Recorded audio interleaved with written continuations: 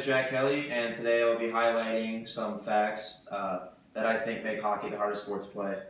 By a show of hands, who here knows what hockey is? Okay, so all of you guys will have background knowledge on what I'll be explaining today. Hockey is played all around the world and is one of the fastest growing sports globally. Today I will be explaining what hockey is and how to cope with some of the hardships that make it the hardest sport to play. I've been playing hockey since the age of 3, and along with hockey I've played football, soccer, basketball, baseball, and none of those sports have matched the difficulties I've experienced while playing hockey.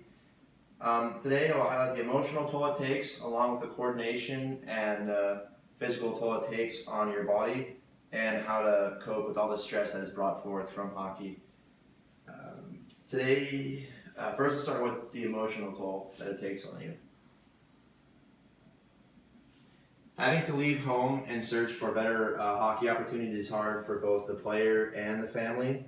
For me, when I turned 10, I had to leave Texas to go find better coaching to grow my hockey skills. For most other sports, you could find high school sports like baseball or basketball here in Texas that are good programs and you could get better, but obviously Texas isn't exactly the hockey hotbed, so you have to move north to find better coaching. I was also only child here with my family, so it was very hard on them when I left the nest. And along with moving away, I had to learn how to be responsible myself at a young age by doing my own laundry, keeping my room clean, staying up with all my school assignments, and cooking. A recent article from the Atlantic states that researchers are increasingly finding that in addition to upending a child's development, this role reversal can leave deep emotional scars well into adulthood. So living on your own is hard, but yes, it is manageable. Now let's talk about the coordination and the physical tolls hockey takes on one's body. Hockey players have the strength and the speed of football players, basketball players, and baseball players.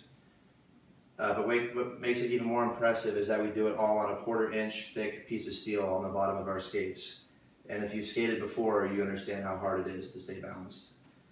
You may see roughhousing, pushing and shoving in other sports, but nothing compares to a hockey fight. What makes it even more impressive is that it's done on the 1/4 inch thick piece of steel, and it's very hard to balance and fight your opponent. But when you fight, you have no protection, so basically it's bare knuckles right to your face, and it's not a good feeling, let me tell you.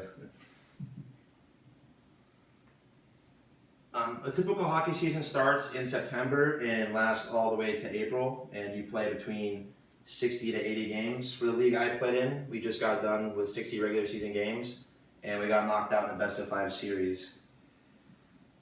After a season, your body is completely beat down, after 60 games obviously, and when I get home, I usually don't do physical activity except for stretching for 2 weeks to help my body, give my body ample time to recuperate from the long season.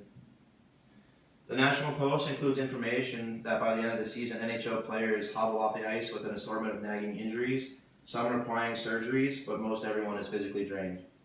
Compared to other sports, the gear used in hockey is there's less gear, and keep in mind that a puck travels between 50 to 90 miles per hour at all times.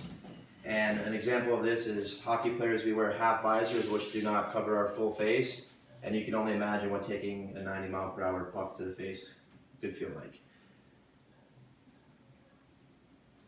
Now I'll explain how to keep the stress levels low. HockeyTraining.com states that the accumulation of fatigue can come from many sources, be it physical, mental, nutritional, emotional, hormonal, but they're all manageable to an extent. Missing your family doesn't have to be all that bad as long as you keep in constant contact with them. Like for me, I call my parents every day, and if I do find myself in a dark state or experience some adversity, they always talk me through it and help me manage it.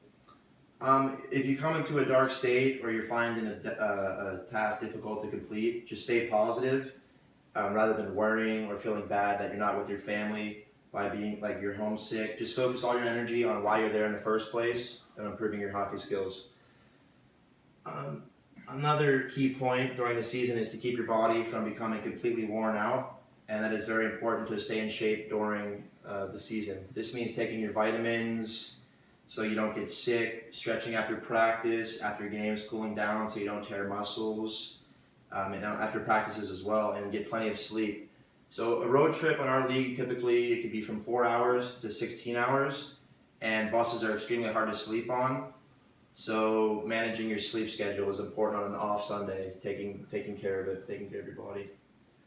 As you can see, the hardships experienced while playing hockey is greater than most other sports. Today I showcase the severity of both physical and the mental sides of hockey and how it impacts you and how you can better cope with it.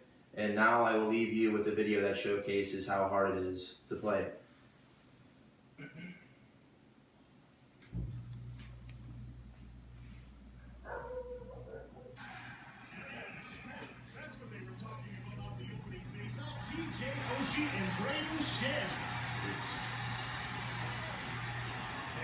As you can see, they don't have anything protecting their face, so it's bare knuckles to skin. And dancing their opponents around is very hard to stay up on your steel. Because they're missing some of those. And sometimes you're not looking at that line change quickly enough.